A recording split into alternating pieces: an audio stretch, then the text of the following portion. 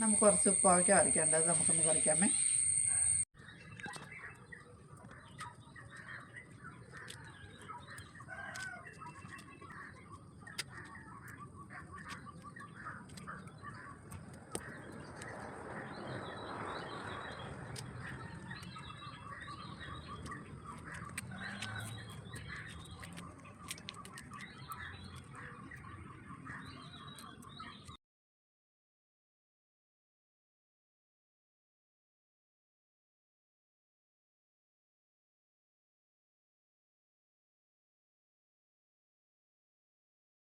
കോവയ്ക്ക മെഴുക്കുവരട്ടിയാണ് വെക്കുന്നത്.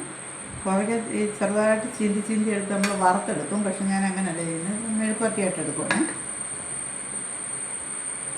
നമുക്ക് കോവയ്ക്ക അരിഞ്ഞ് ഒരു സവാള അരിഞ്ഞ് നമുക്ക് പച്ചമുളക്, നമ്മുടെ സ്വന്തം തോട്ടത്തിലെ പച്ചമുളകാണ് കേട്ടോ.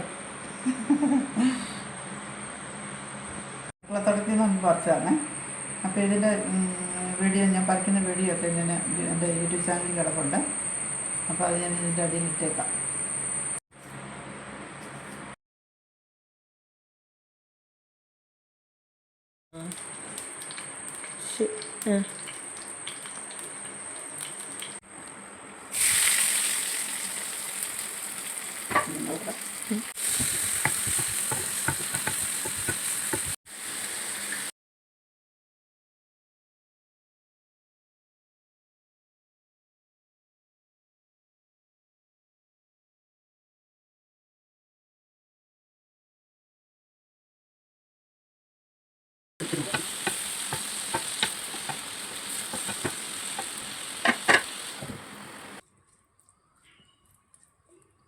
നമ്മുടെ മെഴുക്കുവരട്ടി റെഡിയായി.